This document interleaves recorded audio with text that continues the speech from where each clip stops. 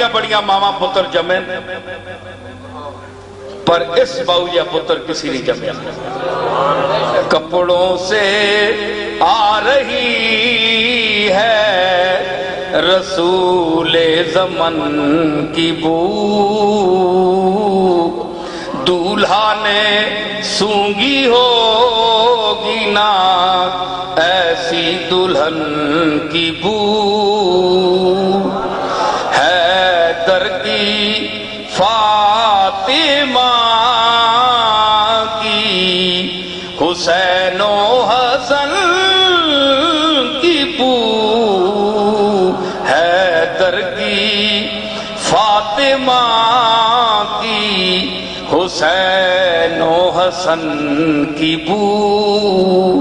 اور پھیلی ہوئی تھی چار طرف پنجتن کی بو، پھیلی ہوئی تھی چار طرف. اے میر انیس ایویں مصرع نہیں آکھیا کہ چار طرفاں کیڑیاں؟ مشرق مغرب شمال جنوب، چار پاسے نہ پھیلی ہوئی تھی چار طرف. لیکن استاد آدمی ہے نا، اے تواڈے تے مینڈے اور گلا کرنے والا تو نہیں ہے میر ببر علی انیس تھیا. اس وچ کے اشارہ دیتا تے دماغ مینڈے عاجز جا ہوئے. میں اس وچ کے سمجھیا کہ پھیلی ہوئی تھی چار طرف، چاہے وہ صدیق اکبر ہوئے، چاہے وہ فاروق اعظم ہوئے، چاہے عثمان غنی ہوئے، چاہے وہ حیدر کرار ہوئے. پھیلی ہوئی تھی چار طرف پنجتن کی بو.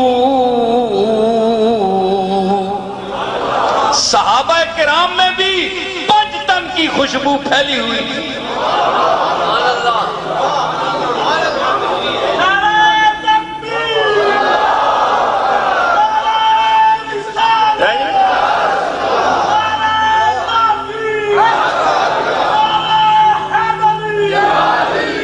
کیا مطلب ہے؟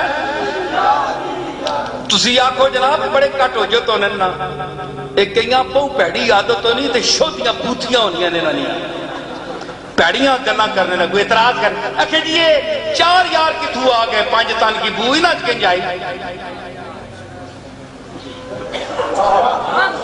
میں دینا جواب ہونا تسی جمعے ہی نہیں ہو علی. عقل ہونا چاہیے شیرہ سمجھنے آستے.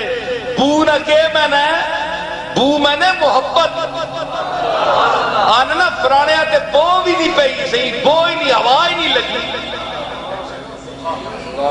اے پنجابی بولنے میں پنجابی آج بولنا پیا بڑے عرصے بعد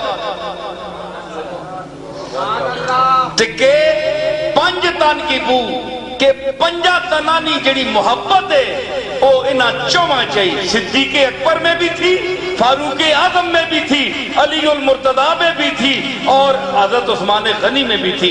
جو لوگ کہتے ہیں کہ صحابہ کے دل میں اہل بیت کی محبت نہیں وہ غلط کہتے ہیں. پھیلی ہوئی تھی چار طرف پنجتن کی تھی.